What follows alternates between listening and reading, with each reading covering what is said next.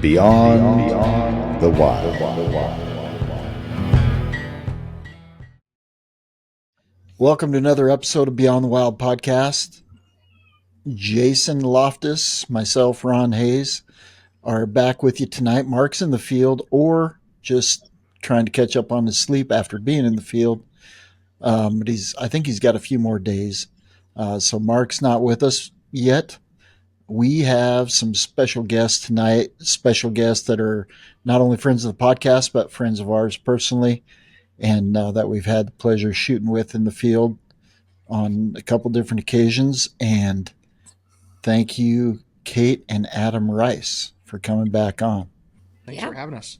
Yeah, actually, is this back on, or is this the first time you guys have been on Beyond the Wild? This is first time, yeah. First time okay. There, yeah. That's what I was kind of thinking about that today as I was thinking about getting my taxes done. So it is October the 15th. We started this podcast at 7 p.m. I knew I had to be done with my taxes by 7 p.m. and I finished at 6:47. And just to be clear, 2025 taxes, right? 24. No, 24 taxes. Sorry. Yeah. Sorry. 24 taxes. Yeah. They're not getting my money 1 second before they have to. Please tell me you have this 13 minutes early. Right. Please tell me you had some grand scheme where you're like investing that money and trying to make extra money off of it. That's this entire time. No, I'm just not letting them invest it. Oh, okay. Is what I'm doing. Gotcha. I don't know what I'm worried about. They're closed anyway. Yeah, exactly. Yeah, no kidding. Wouldn't that be something if you got a notice saying that they never received them? Right. Oh, gosh. That would be, I mean, you guys know me. That would be my luck. Yeah. Yeah, that's true. Yep.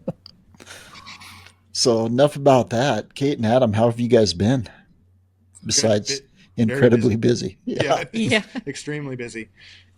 Got a few days off right now, which is great. Yeah.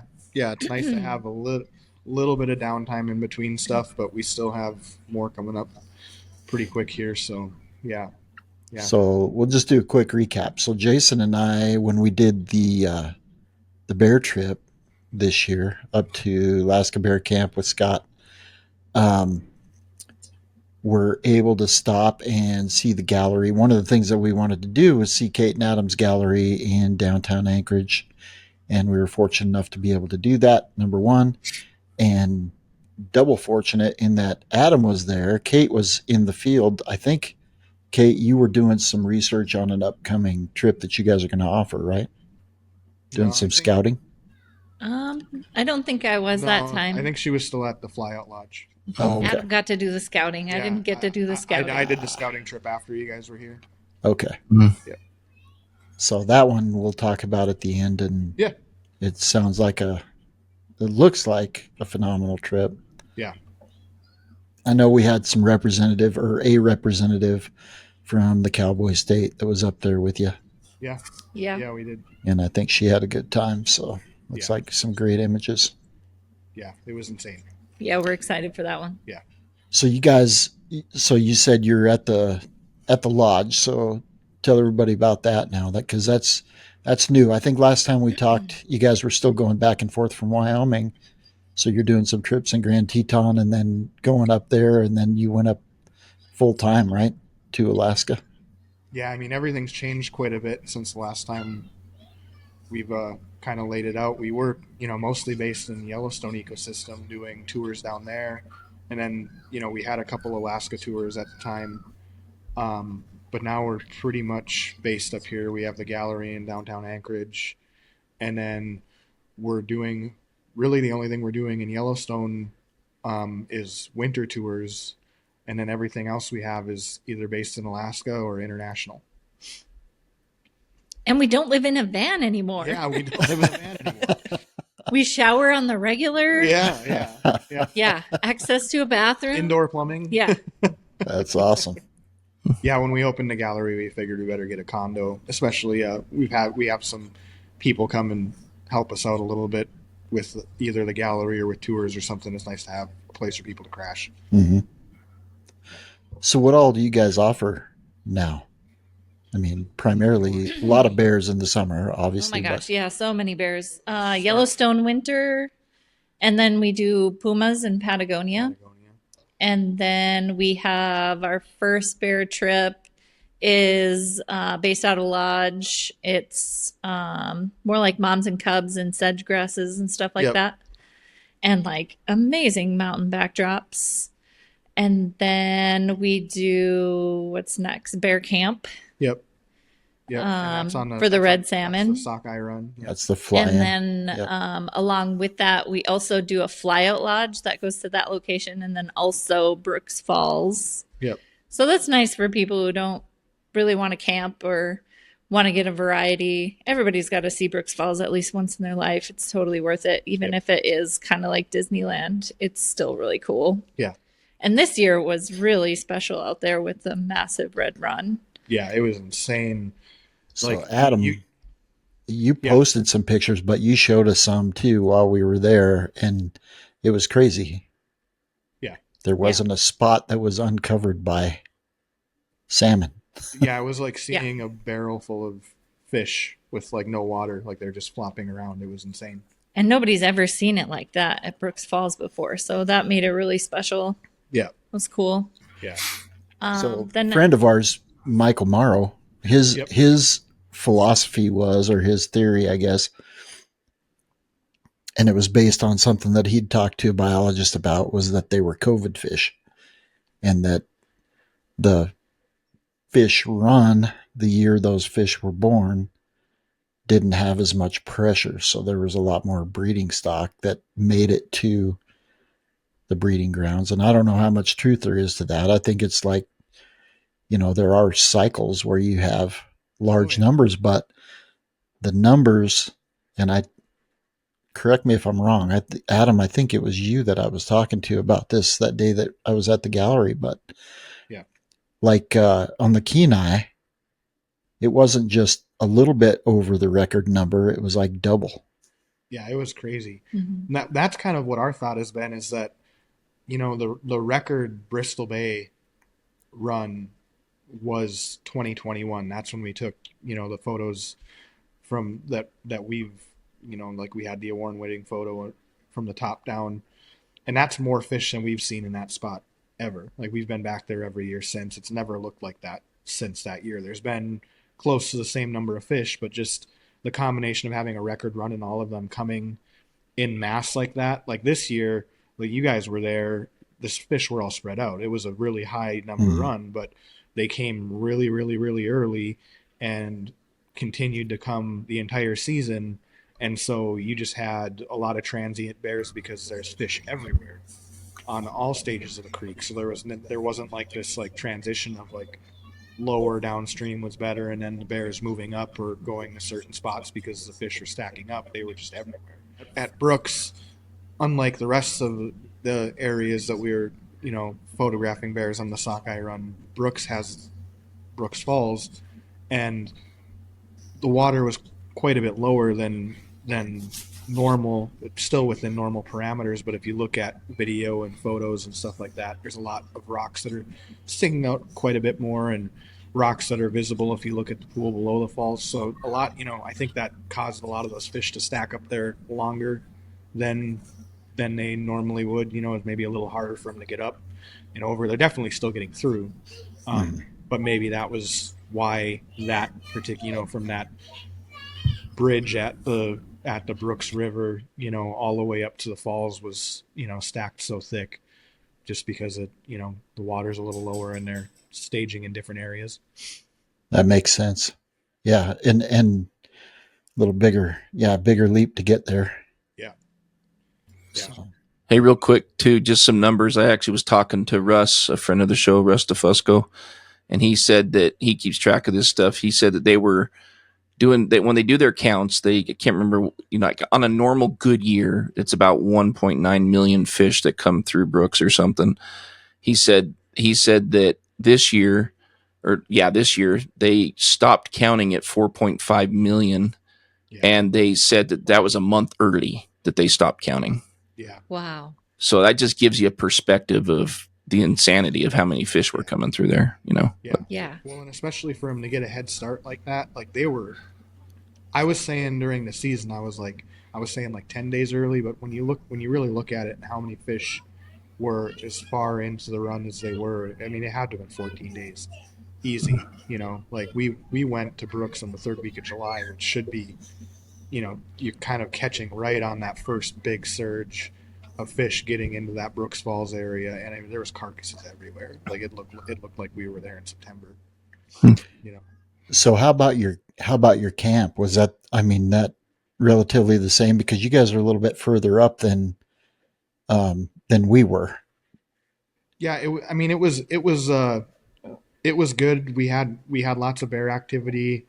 Everything felt fairly normal. Just there wasn't and just in general, we noticed there wasn't like this one good fishing spot that, you know, you weren't going to find one spot where all the bears are hanging out. There's more transient bears just in general, but there was still, you know, if you know where the good spots are historically, you could still spend time in areas and get bears moving through. They just you might not get 10 bears that sit in one spot for, you know, 6 hours. Yeah. Yeah. I think when we were there, Ron, I think we kind of hit it just at a period where a good run had just come up, and they were up the creek, and they were starting to get to the point where they were starting to die off. Yep. And so, another run hadn't quite come through yet, but we still had really good action. It just, there was a lot of zombie fish and a lot of, you know, that we hadn't seen last time we were there. But yeah. So it's different. Every run is year. so different. Yeah, right. Yeah. Right. Yeah. Yep. Yeah. Well, I only know one. Yeah. I have a smaller sample size than you guys. Yeah. Every year is so different. We learn something every year.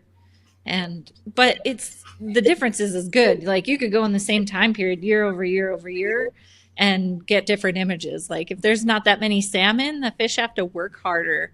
And so they're running through the stream more, and you get a lot of those shots of them like splashing and running and stuff. But if there's too many fish in the river, then they don't have to work very hard. So then it's harder to get those shots. So we actually like a little less fish, you know? Yeah. Yeah. And then, you know, I'm sure you guys probably noticed when there's that many fish, the bears get really picky. So you see a lot of bears sitting there standing, waiting until they decide to grab a fish, or catching a fish and just dropping it. And putting it right down. Yeah, we did see a lot of that. Yeah. But then also because like I saw more bears grabbing females and then roe coming out with the females, because the females are getting ready to spawn. They're closer to spawning because things were a little early, where in normal years you don't always get that. You know, it's less common. You still see it, but it doesn't happen like every time a female gets grabbed, you know, like it's some of the conditions that you don't think about, you know, help for certain images, you know, because that's always a captivating image, is a bear grabbing a fish and the roe squirting out and spraying everywhere. But if it's too early, you'll see more of that like big clump of eggs come out when because she's not ready to spawn yet. Yeah, we didn't see very many of the eggs this year. For what, you know, I don't know if they'd just been picked out of that batch, and there was a couple, but not very many this time. And last time, again, I know it's different every year, but we were seeing a lot of that, you know. Yeah. But you know, again, I know it's different every year, but it's to your point, you know, them being up the creek this time, because last time they weren't up the creek for us when I first went. This time, them being up the creek, there was a lot more opportunities to get those fish with their backs out of the water and the bears chasing them and stuff that we never got any of that the first time, you know. So I think it's good for people to just know, just pick your dates and go, and you'll get plenty of bear action for sure, you know. So yeah, definitely. Yeah, it's different every time, and there's always positives that go with every, you know, set of scenarios. Right. We didn't see anything like that photo on the wall behind you guys, so No, nothing close. I mean, you definitely need the right year and circumstance, and timing. It's a lot goes into that for sure. Such an incredible image, though. It just I know. It was awesome seeing it in person at the gallery too. But anyways, I didn't get the quintuplet, but I do have it on a magnet on my fridge. Yeah. Mm. So, Oh, funny. so Kate, you went to, so let's back up a little bit. You talked about the Patagonia trip, and you went, that's a couple years ago now, right? I did, yeah. That you went down for a scouting trip. Yeah, it wasn't intended to be a scouting trip. I went with Max Wah, who's Max, a really yeah. great tour leader. But then the guide that he uses was looking for another partner to work with, and so Max kind of, paved the way for that. And so I'm really thankful to him for that. He basically kind of allowed us to do that, because normally I would never go on someone's trip and then be like, okay, and now I'm going to lead a tour here, because that's just not a very nice thing to do. And so he was really kind about that. Yeah. So yeah, we were really lucky. Yeah. That's cool. And you got a pretty epic. So you see a lot of nice, tight portrait shots down there. You see a lot with good backgrounds. But you got like the Tordo Paine right behind a cat. I mean, it was insane. In the first hour of the trip. Yeah. Oh, I didn't need to know that. That part. Yeah. I mean, really, I got to attribute it to the guide that we use is so knowledgeable and has so much foresight, and he knows the area so well and the cats. And he's like, if we go over here, this could happen. And of course, we're going to go for that. So, he's just so good at that. It really matters how good your guide is, Boy, does it ever. I'm learning that more and more the more trips I get to go on and stuff. It's incredible how much that matters. I mean, a lot of these things you can do on your own, and you can go and you can figure out how to do it on the cheap, quote unquote, whatever.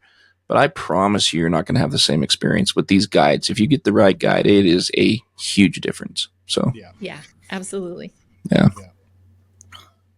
I learned that in Brazil. My recent trip to Brazil, we've already talked about it, but it just every time I go on the bear trip, whatever, you go with a good, knowledgeable guide that knows the animals, and it's night and day difference. So, oh yeah, absolutely. I mean, you'll get shots, sure, but we all want the best shots, right? Right. Yeah. Right. Well, there's a reason you guys keep coming out with the amazing images of all these crazy trips. I mean, you guys They're have just some of the AI most generated incredible now, so. images. Yeah, right. If AI was to generate an amazing image, that's what it would come up with. No, it wouldn't. No, not that good. You're right. Yeah, I'm sorry, Ron. I gave AI way too much credit. Yeah. It hasn't learned that much yet. Right. Yeah, he's getting there. Yeah. It is. It's scary. Yeah. Yeah. So how's the move been since you guys have made the shift to Alaska? I mean, up there, it's insane. In town, you could photograph multiple species, and yeah. Like I was out with moose this morning, and then come down the mountain and have a podcast with you guys. So yeah. It's kind of like being in heaven. I don't know. I'm not over it yet. I'm so in love with living in Alaska, and I was so proud when we got our driver's licenses and decorate our condo with Alaska stuff, and we really love it here. Yeah, it's tough to beat. I mean, as nice as it is in Wyoming, and even I was over on the west side of the state this last weekend, and even a bad day is a good day, compared to a lot of other locations. But in Alaska, a terrible day is a great day down here. It's just, there is just that much wildlife, and that everywhere you look is a landscape image waiting to happen, and then you just put wildlife in it, and it just gets that much better. It's kind of crazy though, because like in Yellowstone, you have your go-to spots and your secret spots, and you got all these tricks that it takes like years to develop. And it almost feels like we're starting a little bit over now, even though we know some spots, but I'm like, oh, I don't know where that owl is, or that fox, or this otter, or whatever. Where do I even look for otters? So it's a learning curve now, that's for sure. Yeah. That's exciting too, though, right? It's still that's fun. That learning and building that knowledge base is fun too. But yeah, it is. Yeah. And it looks like you guys aren't hurting for finding spots. That's all I'm going to say about that. One trip around the gallery, and it's like, good grief. That's if we have time between tours. That's Yeah. the hard part. Now it's hard for us to go do some of the stuff we want to do, like go to Denali and like we did when you guys were here a few years ago. But like trying to get up there when the fall color's happening, it's really hard because that conflicts with our muskox tour and now the new tour that we're going to run. So Yeah. I don't know. It's a blessing and a curse because we were like, Right. I want to go do some of the stuff that we like to do, but we got to go do this other stuff. That's also very cool, but there's just everything so happens much. Everything happens at the same time. Yeah, Right. that's the Yeah, thing. you've Fall got, only like, that happens once. 2 week, 3 week window, and Yeah. I mean, we're pretty crazy pretty much from the beginning of August all the way through September now, where there's multiple times where me and Kate are both doing separate tours because we have so much stuff booked, and that's just when everything is really, really crazy. So yeah, it gets pretty insane for a little bit there. so let's compare and contrast this before you were both full-time. Do you feel like you get to shoot as much as you used to, or do you feel like you spend more time doing the administrative work of putting these trips together, putting the guests together, coordinating, doing the logistical work prior to? Yeah, that's a good question. I feel like, I don't know, we're kind of glutton for punishment, so we know how to burn the candle at both ends so hard. I feel like we have more time now, but that's because for a long time I was working a corporate job, even in the van, which I am no longer doing. So for me, it feels like I have more time because I was doing the full-time job plus a lot of the administrative stuff, plus, a handful of other things. But so now it feels like a little bit more freedom, but we keep adding tours. And, the tours is hard because we can't always shoot. And we're never the first one shooting. It's get your guests in line, get them in there to get the shot. If there's the place to have the best shot, it's not where I'm going to be. That's where I'm going to put my guests. So, Right. I think our photography does suffer in some ways because we want to see other people be happy more than we want to get the shot. So Yep. we've definitely noticed that our photography is, taken a bit of a hit with doing so many tours and not so much time doing our own work. Yep. But at the same time, we get to see people be incredibly happy over their wildlife encounters. So, it's kind of a trade-off. Yep. Yeah. Yeah. That's true. But I will say that's true, but not all tour leaders are that way. Yep. No. Yeah. Yeah, we do hear that a lot, which is disappointing. It's unfortunate, but I mean, we can't really. There's no other way for us to be is to make sure that everybody's happy and getting what they want.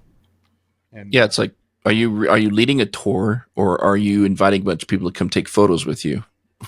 Yeah, Right. exactly.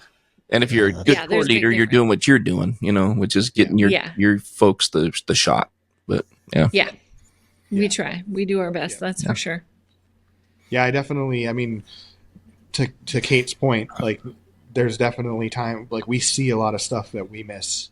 Yeah. When you're there, and you can see it happening, and you're like, "Yep, there it goes." Like just a example off the top of my head is, when I was out at bear camp, I shared a reel from this, but it was a bear crossed the creek under the rainbow. I think I showed you. I showed you guys when we had lunch, and I'm like, that would have been epic to have the camera out and be ready for it. But I have 8 people in front of me, and we have bears in every direction at fairly close proximity. So that's where my attention is. I don't even think I had my camera out because we were kind of just like surrounded by bears, and it was kind of okay, pay attention to everything that's going on. Let these guys shoot and make sure that we're in a safe spot. And it just happened. So I took my phone out and got it on my phone because that's all I had. Well, that's the piece that's easy to forget because you get comfortable in those scenarios, and then sorry I cut you off, but you get comfortable in those scenarios, and your focus is getting your guest the right shot. But you also have to remember that, hey, in spite of how docile these bears seem, you're still around bears, and Yeah. they're everywhere. Oh yeah. Yeah. They're everywhere, and as docile as they are, there's plenty of teenagers mixed in there that are Yeah, just looking to play, dumb games. yeah, yeah. So what's next? Where's the next great tour? So in about 2 weeks, we leave to go do Churchill, which we weren't. That one kind of came out of nowhere. We weren't going to do a tour up there, but a guide that we have been interested in working with had the week that we wanted open up, so we decided to jump on that.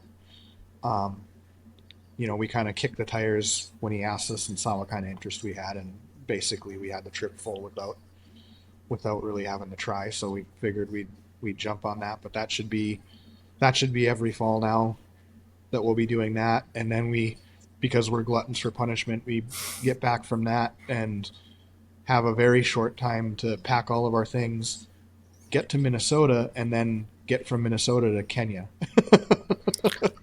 So I think we have about 10 days to pull that off. So will that be migration, or what are you No, after over there? no, we do. So we do a tour in Kenya we focus on the big cat species for half of it, and then we focus on big tuskers and the maternal elephant herds on Okay. the other half of that. So, and then it's kind of like the tail end of the short rainy season. So not a ton of rain, but enough moisture in the air that we get some dramatic clouds and some cool skies. And Get stuff some like that. atmospheric. Yeah. Yeah. That's awesome. Yeah. And how many years is that one full now? So that one we did for the first time last year.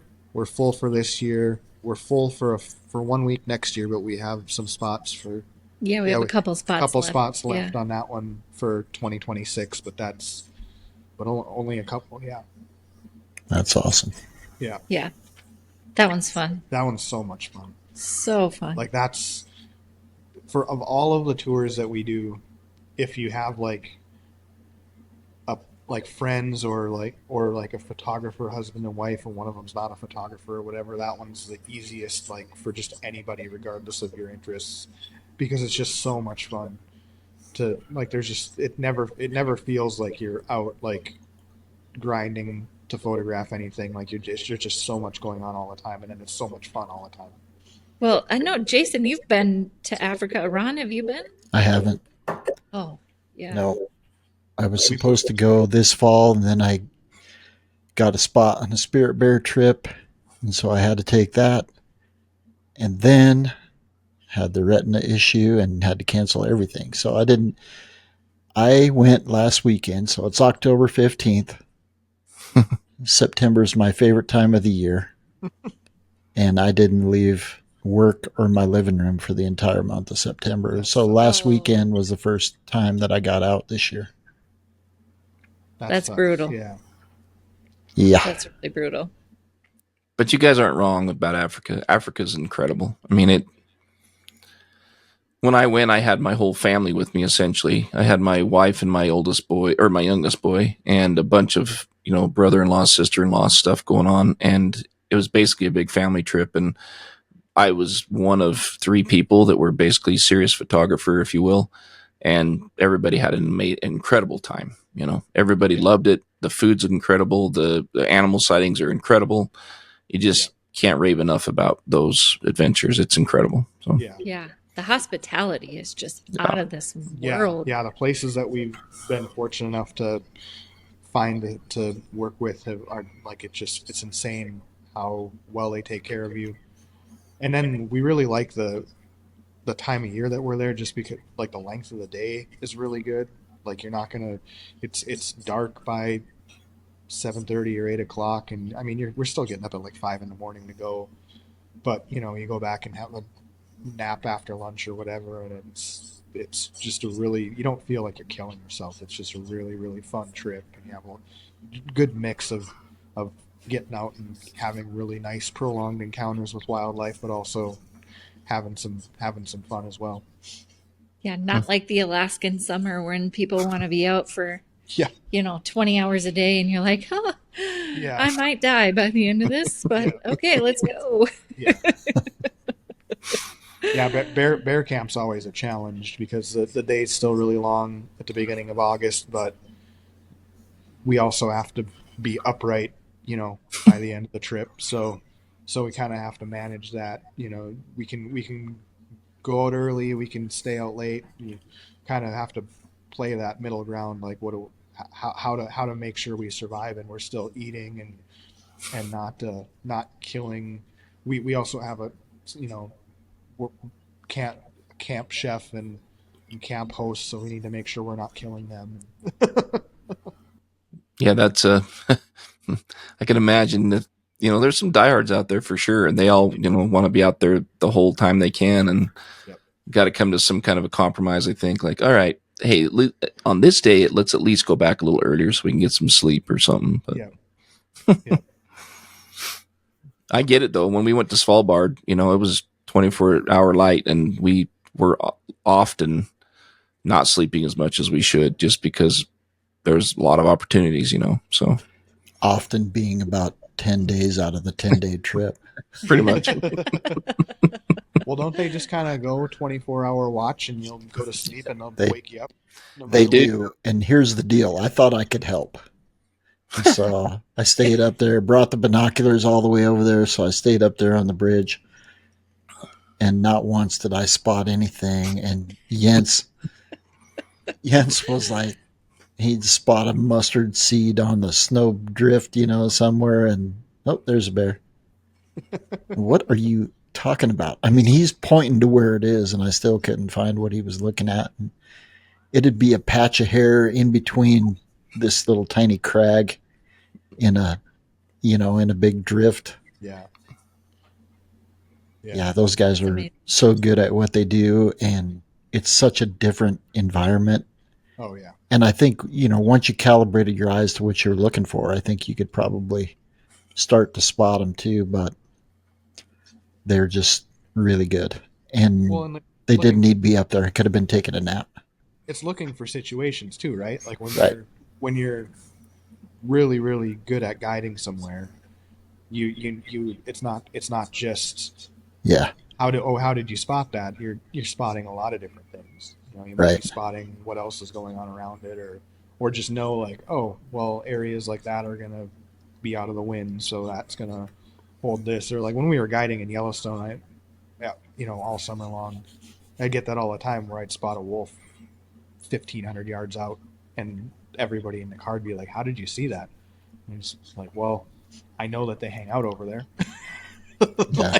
like that's the first thing. I'm not just looking through the entire park with my binoculars. I'm Right. choosing where to look and where not to look. So, Mhm. It's a good. Your example with the puma, honestly, is a great one, right? Where somebody that knows the animals knows us said, "Hey, let's go get this shot," and it's a really good chance it could happen. Listen, it's early in the trip. You take the chance. If it doesn't happen, what are you out? And if it happens, it's going to be an incredible shot. So Yeah. that's a great Absolutely. example. But Yeah. We could waste our first day, or we could end up in the finals of the Photographer of the Year competition. yeah. I mean, you I guys was choose. actually so close to that cat that I couldn't. I had the 200 to 600 on, and I had to take 2 shots Mhm. and fuse them together because I was too close and I couldn't fit it all in. And there was nothing I could do but that. So, Yeah. yeah, It's incredible. it is 2 images. I will say that. Yeah. It's totally true though. Like with the guide, like we had, especially Patagonia, like that's a perfect example down there.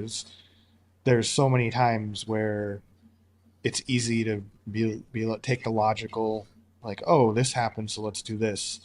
And like there was one night where we were struggling to get on a cat to photograph. Like we had seen cats, but we hadn't photographed one. And there's a kill, and it was brand new. It happened that afternoon that we were going out, and it took us a while to find it.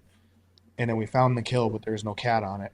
So then we're like, well, what do we do? And then we spotted this big male that hangs around.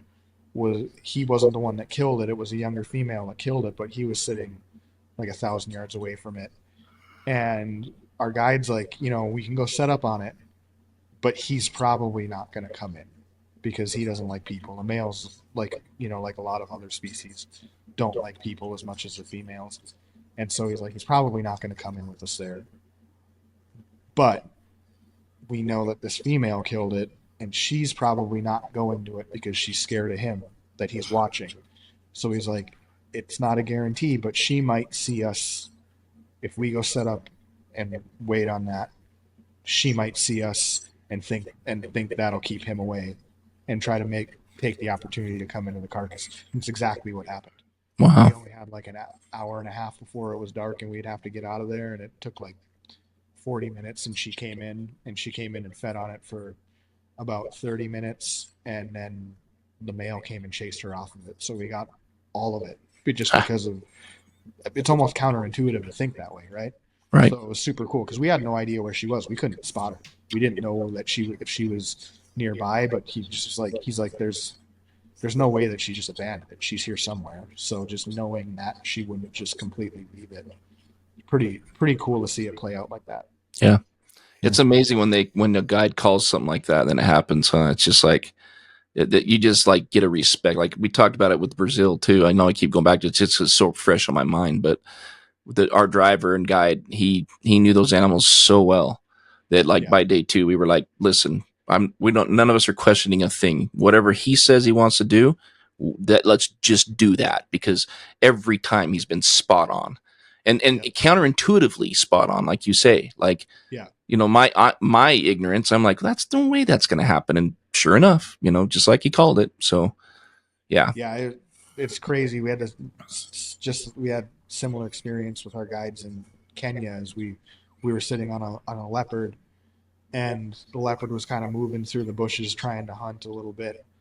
And early on, our driver was like, eventually she's going to move to the west, and she's going to cross that little creek on that log right there. And we're like, okay, but she's walking away from it. He's like, yeah, but that's not the way she wants to go. She wants to go the other way. And he's like, we might not be here to see it, but she's going to cross that log. Well, she went and laid down in the bushes. We went back and had lunch, came back like 3 hours later. She's up and moving around, and she spots some impalas, and she starts getting in stalk mode, and she goes to cross that creek, and she crossed on that log like 4 hours after he called. And we were kind of like, the whole car was kind of like, how did you know? He's like, can you tell people that are visiting your house what your house cat's going to do if it like walks into the other room? He's like, I've been watching this cat for 18 years or something. I don't think it was 18, but it was a long time. Sure. Like he'd known her whole life since she was a cub. And so he was like, it's the same thing. I've just seen her that much, and then, so it's pretty incredible to see that. That's pretty awesome. Can't be taken for granted. I'm telling you again, the right reason to just go with a guide, save the money, go with the guide. Yeah. It might still take you a couple of years to get every shot you want to get, but you're going to get them in a lot more than the decade it would have taken. Yeah, know. absolutely. Yeah, and it's always good to have goals. Like I try to have like a shot list in the back of my head. Usually half of them are crazy, never happen things, but like a brown bear cub riding mom's back while she's actively fishing, something like screwball thing like that.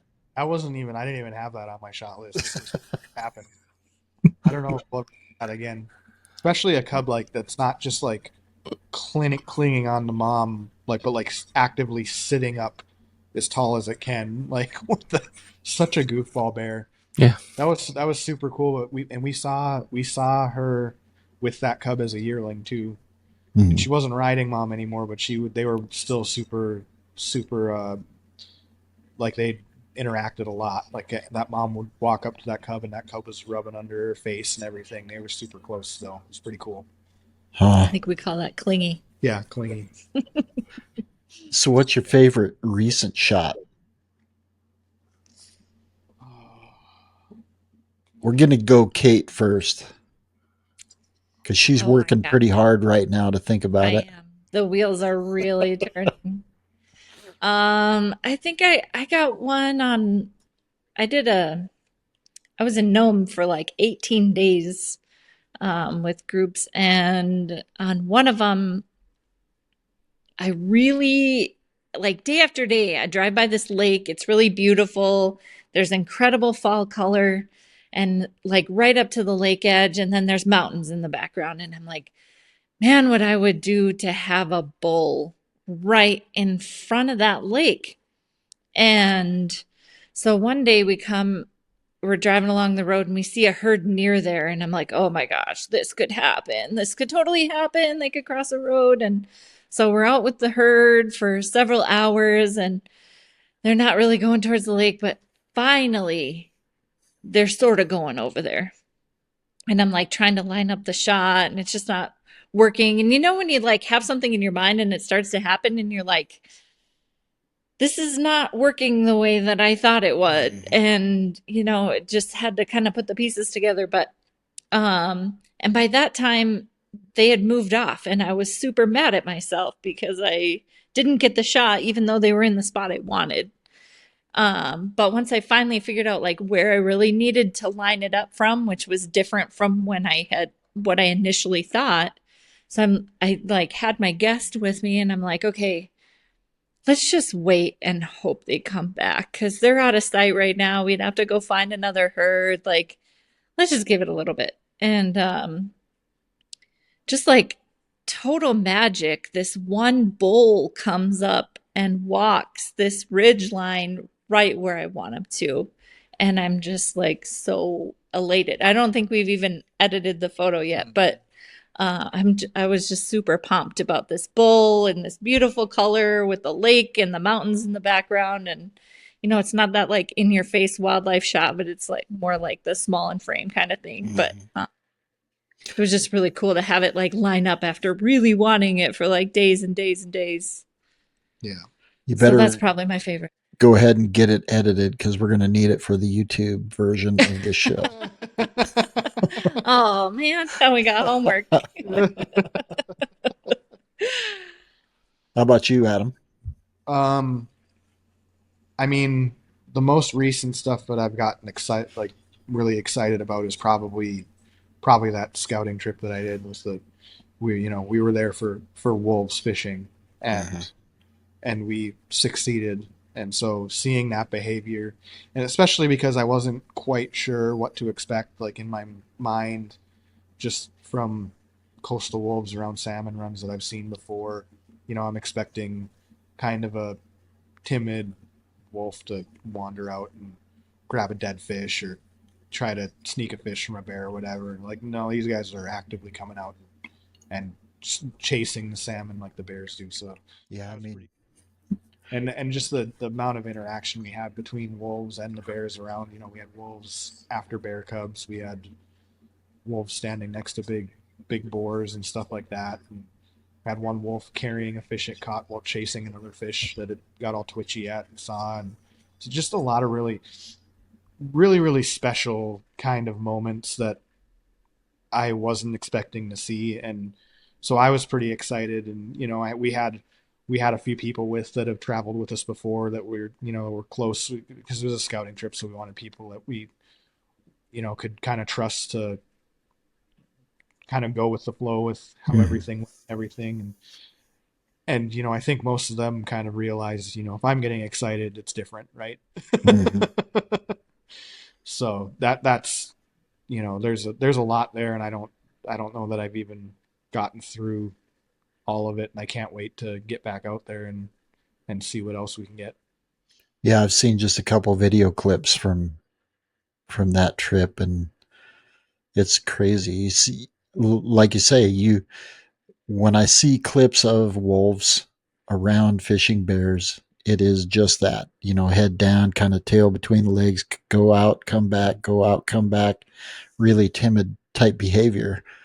And these guys look like bears fishing. I mean, they were hitting the water, running through the water, kicking up water, splashing. Oh yeah.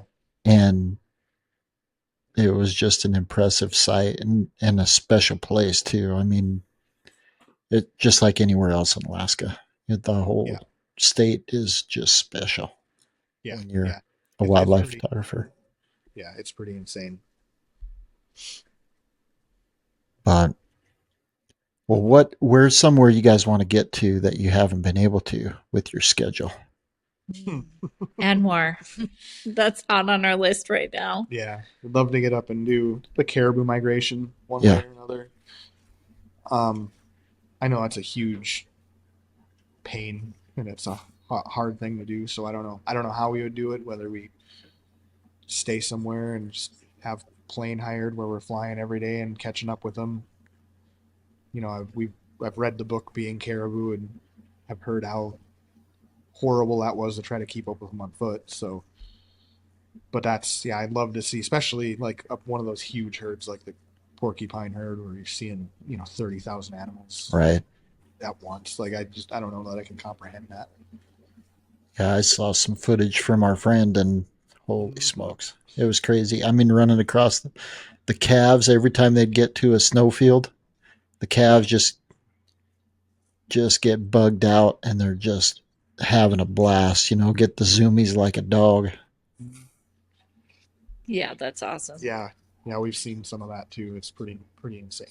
I think we've gotten the wolf trip kind of really triggered this, but there's so many places still in Alaska that are hardly explored or people really don't know about. And I think there's just so much more out there than we even know. And those are the things we're really looking for. Yeah, we definitely have our wheels turning to try to figure out a few things that are going to be very, very challenging, but I think also they're not the norm. Like they're special kind of like, holy crap, I didn't even know you could do that kind of thing. Yeah. So that's kind of, yeah. So we'll see. Those there's also a reason that those are not known. So right. Yeah, exactly. They logistically they're tough to get there and tough to stay there. Some of those areas you might get there and be there for a month because you can't get back. Yeah. There's a reason. You're right. Yeah, exactly. No, honestly, I'm super happy for you guys. I'm glad that you guys have been able to make this work, and live your dream, making the gallery become a reality and having it be a success. And then Kate being able to quit that full-time job. And, it's fun to see you guys, we really care about you guys and are happy for you. And it's been fun to see your guys' success. So, thanks guys. Yeah, for sure. We've always, we're big fans of you guys, and your work's incredible, and the way you guys lead tours is, second to none. And, nobody could go wrong, booking a tour with you guys. There's no question. So I'm hoping at some point I can actually book one with you guys and go and hang out with you some too. So we'll see. But yeah, you should. Yeah, I Let's go. Totally want to, for sure. So I can't. I have too many different places I want to go, and I couldn't pick one. Well, we can accommodate all of them, actually. Yeah, right. Guess what? Ron's pocketbook can't accommodate all of them for sure. But yeah. So one thing I was going to ask. So Adam, when you were down here, you had picked up the FX6 and you picked up a sponsorship with Miller tripods. Yeah. And you were kind of getting into the video. Is that something that you guys have continued? Do you do that, just to advertise what you're doing up there, or are you still selling some video once in a while? Yeah, I mean, we still shoot video when we can. We don't shoot a lot of video when we're leading tours, just because it can be very, just because the extra setup, the kind of like rolling takes your attention. Shots. Yeah. And it's not even just the attention. I don't want people to have to worry about like, oh, are you rolling? Are you doing this? Right. So it's go with Jason. He never worries about it. Edit that out. That's all right. The gloves are always off. Ron's gonna create an AI program for removing Jason from his videos. Just find all of the clips with Jason in them and clone them out. Right. That's my Like, fault. He picks the good spot, so I go video next to him, and Yeah. that's on me. We do still have the sponsorship with Miller. We don't video as much as we would love to, mostly just because we don't have the free time in general. But we are still it's still very much in our minds, and we're always trying to think of what is this situation better for stills or for video, and because every situation is a little different, so it's always a hard thing to balance because it's hard to do both. So Right. sometimes you just gotta. That's what I always liked about cinema camera is you go grab that, you know what you're doing. No choice. Yeah. Shooting with the mirrorless, even if you bring the cinema tripod, you still have that ability to switch it over and be like, oh, I'm doing stills, and so sometimes that can be to the detriment of getting some footage, or if you're really out there trying to get some. But yeah, we're still trying to do it. It's definitely we shift on how we have to kind of look at it because of how busy we are with tours, but it's Right. definitely something that we still want to push forward with. And there's a big part of it is the ridiculous backlog of footage that I haven't even watched. Like we have footage of some pretty incredible cataloged stuff. Or cataloged, yeah.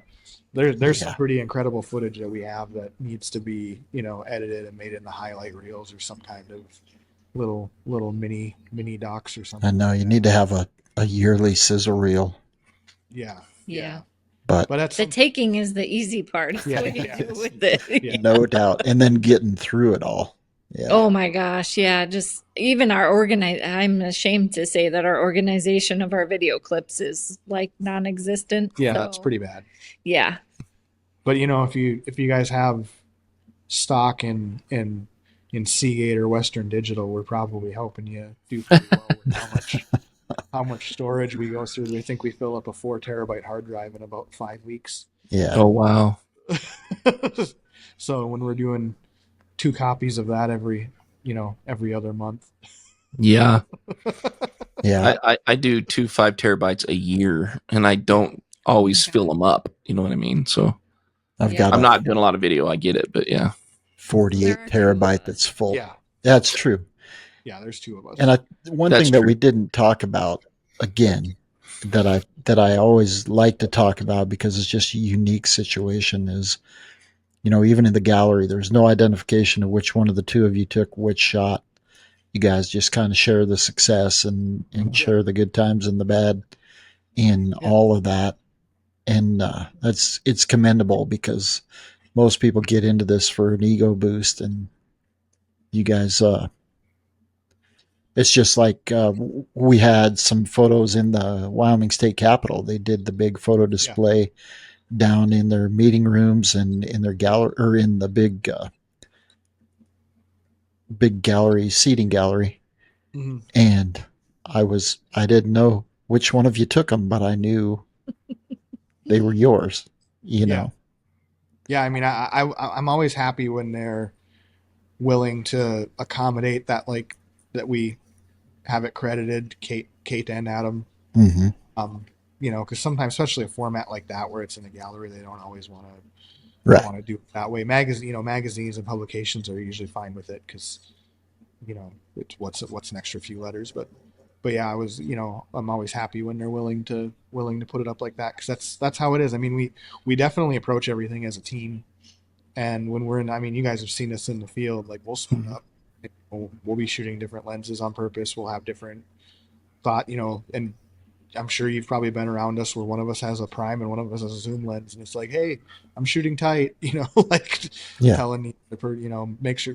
So, or I'm doing video, make sure you're doing stills, like that. So it's just, we always figure we're going to be more successful if we approach it that way. We don't have our own cameras. Like, you just grab whatever is on the lens you want to use, and like we have multiple cameras, but I don't have my own cameras, and Kate has her own cameras, and it's all just grab whatever you're going to use and use it. Yeah. Also, our archive is all mixed. It's not like these are my photos, these are his photos. They all goes into one. And Yeah. you know, sometimes I'm like, I don't even know who took that one. Sure. But there's also times where, like, you know, I couldn't get the photo if it weren't for something that Adam was doing. Like if he was driving the car and I'm hanging out the window to try to get the shot. Who got the shot? Well, I pushed the button, but it took both of us to get it. Yeah. Yeah.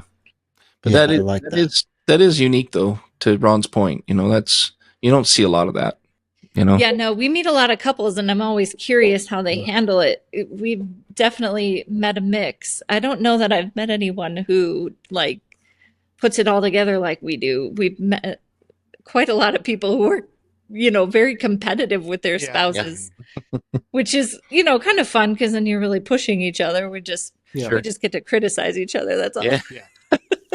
Yeah. It's just different. That's all. But, Yeah, that's different. That was really honestly what made me want to get to know you guys, because it is unique in this field, and it's a small group when you really look at it. But like you said, Kate, even with other couples that are out there shooting together, it's unique. Nobody does it like you guys that I'm aware of. Yeah. And yeah, me neither. it's fun. Well, and to be completely honest, there's no way that we are where we are if we didn't work the way that we do, and if we weren't both as passionate about this as we are. You know, we didn't photograph when we started dating. Like, we got into photography together when we were dating, and then our honeymoon was in Yellowstone, and that kind of got that whole ball rolling there, where we were moving west to Utah. That's where we met Jason. Moved to Utah to get closer to Yellowstone, and that was within 2 years of us being married. And then, you know, so like that was a crazy move. We had no plans on moving. We just up and moved. Kate's job at the time offered her a promotion in Salt Lake, and basically, like, we had to make the decision over the phone. Like, we didn't have our house ready for the market or anything. We just did it kind of over the course of 30 days. You know, it's like, all right, we're gone. And then, you know, and we just kept driving. We were up, I think like the second year we were in Utah, we were in Yellowstone 100 and some days with full-time jobs. Like, it was like we'd get off work on Friday afternoon and we'd drive up and we'd come back Sunday night and we'd just grind. And well, we're not as crazy as Jason. Yeah, not driving at like 3 a.m. I do not know how you do that. It just like baffles me. Like, I feel like we're hardcore, but that's so hardcore. Yeah. Trust me, I don't wear it with a badge of honor. I wear it with a badge of stupidity. Trust me. Hey, why don't you come up and meet us? We're going to run up to Canada Yeah. for the weekend. I'm like, what? For a day and a half. Yeah, right. Oh my gosh. Did you do that? You went all the way to No. Not for it was a whole week, but yeah. Oh, okay. Yeah, He's been right at the border, Kate. He's selling it. He's not selling it honestly, because he's driven to the border, spent a day and a half, and driven back. No way. Yeah. Wow. That's, what was it for? Was it worth it? Yeah, it was worth it. I wouldn't do it if it wasn't worth it, right? And just like you guys said, I mean, we're all in different situations and scenarios, and I have a full-time corporate job, and I'm not at a point where I'm ready to retire and or walk away from it with my situation, and that's okay. But in order to do what I do, I have to be out there. We all know it's a numbers game, and so I just, when I can, I try to find that balance and just go. And the only way to do that, to get the most shooting time, is to drive all night. You know, and I don't like it.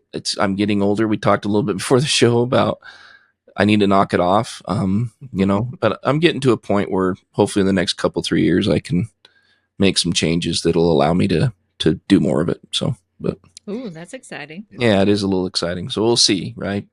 The world has to not end, and the market has to not crash, and all those fun things. But you know, I think it's just such a testament to wildlife photographers in general and like the things that you're willing to do to go experience nature and try to get some images. It's just incredible what people will do. You know, you're right, and that's a good point. It's not. I mean, I'm not special. I mean, there's so many of us out here grinding and just trying to be out as much as we can, right? And that's a very, very fair point. I know I'm not the only one that's doing the crazy drives all night and all those things, you know. But yeah, it's a testament to how much we appreciate and love the outdoors and being out, you know, just Yeah. for the chance to experience something. So Yeah. Yeah. It's always like playing the wildlife lottery. Like, am I going to win the lottery this weekend? Yep. Or am I going to be the loser? right. Yeah. But back to your story, that's what drove you guys to be where you're at today. You know, Yeah. together, you know, that passion you both share is what has gotten you where you are today. Well, and when we moved west, we got rid of all of our hobbies. Like we used to golf and fish and do all this other stuff. We don't do any of that anymore. We just photograph. Like that's all we do. And so, and I mean, there's no way that we would move into a van if we weren't both on the same page with that. You know, we lived in a van full time for 6 years. That's, you know, that's a commitment. That is a hardcore commitment. Yeah. Yeah. We had to really like each other. Yeah. A lot. Yeah. Building it was a bigger strain than living in it together. Yeah. Yeah. Building it that almost ended the marriage. Yeah. That was never again. Will we do that? Yeah. I didn't even think about that. You guys built that thing out together too. Yeah. So Well, Yeah. that was hard for us because we bought that van and we took a year to build it, and we took a lot of time off photographing that year that we built it. Like there was a lot of like we still did our trips and stuff, but we skipped a lot of stuff, and that was even when we didn't get something, that was our recharge, right? You get away from the job, get away from the city, and go, you know, see your friends and see some animals and be in that ecosystem for a few days and you know, camp out, just, you know, be in the mountains. So that was really hard part of the build too, is we were really rolling dice on like this is gonna be worth it in the end. So and I mean it was a big driver in being able to do everything we've been able to do. do you still own the van Yes. now that you're not living in it? Okay. Yep. Yeah. Yeah, we'll never. I don't think, just especially for this lifestyle, it just makes sense to have one. Mhm. Yeah. She's got 230,000 miles. Yeah. Wow. Yep. That's so cool. There's some And pretty going good strong. miles in there too. Yeah. Not really any major issues, knock Yeah. on wood. So Yep. Yeah. hopefully she holds on. Yep. That's awesome. You know, it's funny. I can remember multiple times pulling up to your guys' van in Yellowstone back when you guys were here a lot. And like, I'm pull up with kind of trying to be respectful, right? Are the curtains open or the curtains closed? You know, like this is their home. Is the van right? Right. Yeah. Yeah. Well, of course, I'm always looking for that, but yeah.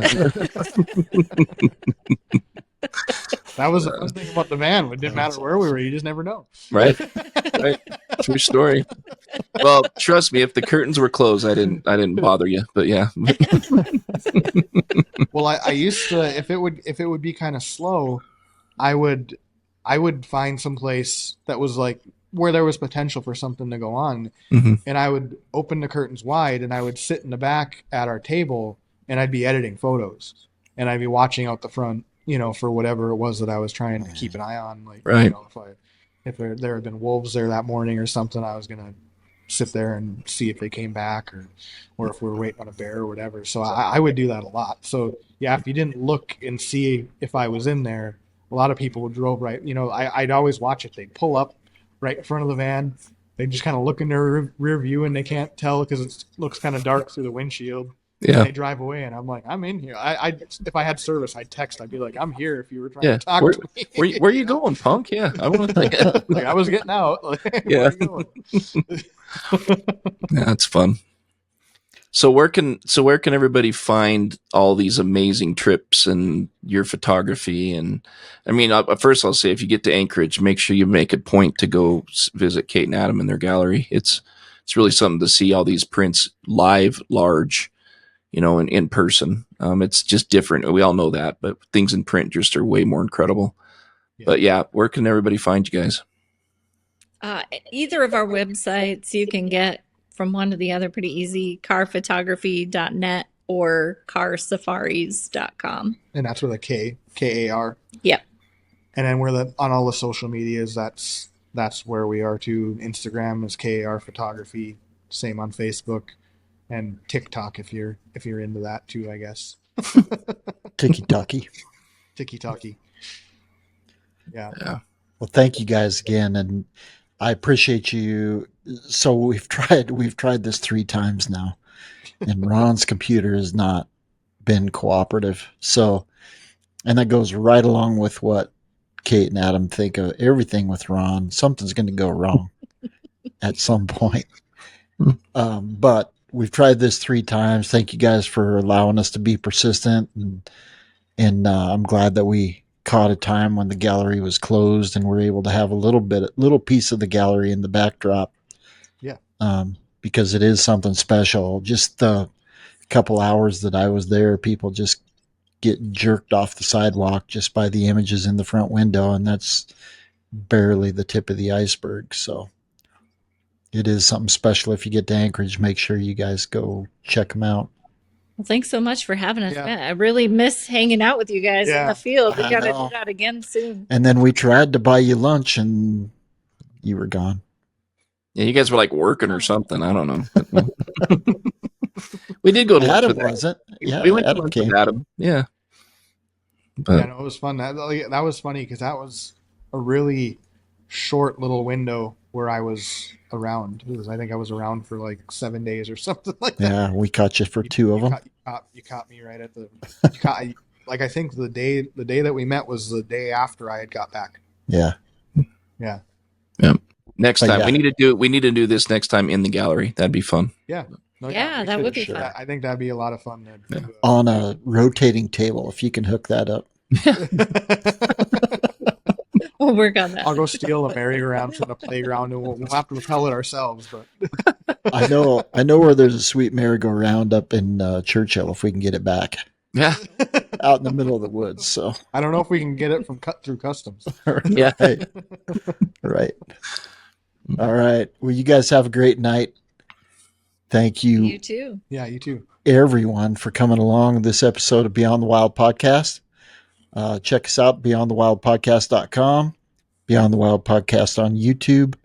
Make sure you like, subscribe, and check us out on YouTube if you haven't. We have some great visuals to go along with the conversations that we have, and look forward to seeing you all in the field soon. And thank you to our sponsor, Pictureline and Canon USA.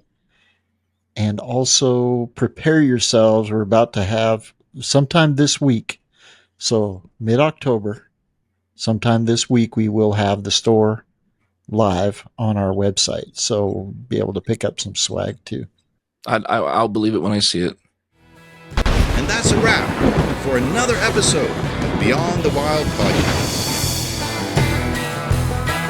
We'd like to thank our sponsors, Pictureline.com, your online source for everything photography, and Canon USA.